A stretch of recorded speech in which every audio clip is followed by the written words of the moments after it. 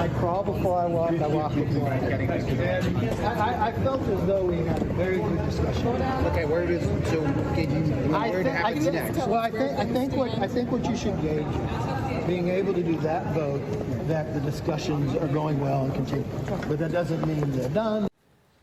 That was California Congressman-elect Kevin McCarthy yesterday. He says he's not considering dropping out of the speaker's race, despite now losing 6 straight votes. 21 lawmakers opting to not vote for McCarthy, 20 casting their ballot for Florida Congressman Byron Donalds, while Indiana Congresswoman Victoria Spartz voted President Biden slamming Republicans over the delay. One, it's embarrassing for the country. I mean, literally, I'm not making a part of this. The reality is that, to be able to have a Congress that can't function is just embarrassing.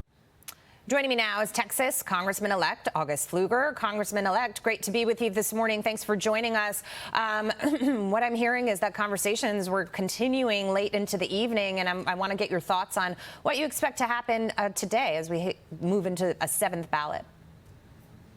Well, thank you for having me. And obviously, most of us want to go forward. There's so many things that we need to do, important business we need to take care of.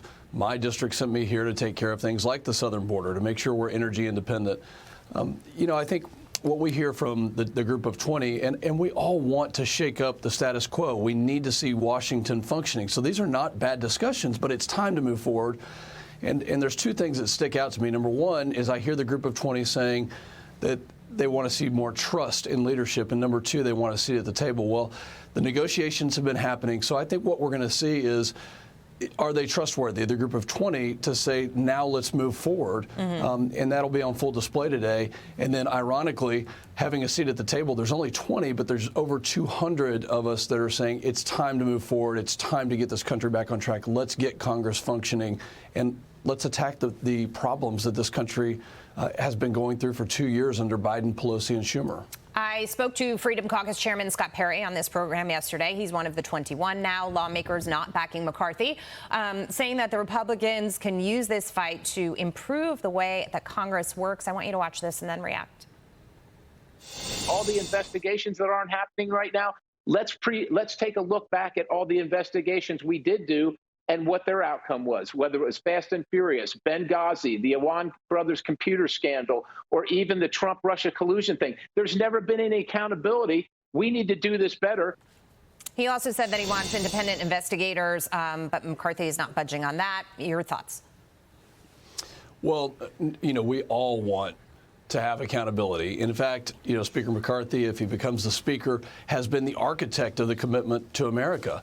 And that includes a government that is accountable. So the problem with that is right now we can't do that because we're not sworn in and we don't have the subpoena power. So, I think we all want to see progress made, certainly in the way Washington works. That includes oversight, but we have to get to work. It's time, and we cannot afford any more delay. We've got to get back to work. That's what I'm up here for. And it's time for us to get to work for the American people, including oversight, but so many other issues. Hi, Congressman-elect. This is Tiana Lowe. So you voted for Kevin McCarthy now 6 times. That's 6 times more than any other term has had to vote for someone to become Speaker of the House in the last century.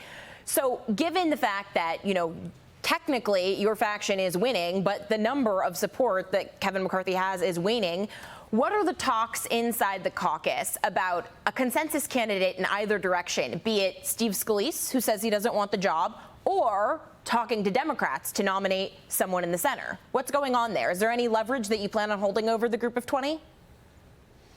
Well, I certainly haven't heard anything about a Democrat being speaker, and obviously I would not support that. That's a terrible idea. Look, I think all of us in that group of 200 want Kevin McCarthy to be speaker. And this is much more important than just being about one person. This is about our country. This is about the commitment to America that we all sat down and discussed, that there were months of meetings. We had open rules debates. Certainly, again, I'll go back to the status quo deserves to be shaken up. But at some point in time, I'll go back to my military background, flying missions, combat missions over Iraq and Syria.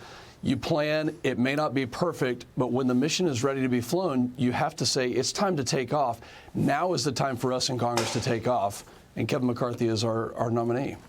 Congressman-elect President Biden yesterday claiming that he intends to visit the border while he's in Mexico next week. This, as Homeland Security Secretary Alejandro Mayorkas is commenting on stopping fentanyl supply. We've got a soundbite here.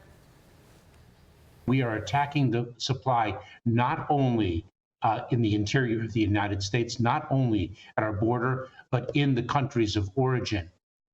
In Mexico, working increasingly with law enforcement in Mexico, by land, by sea, by air.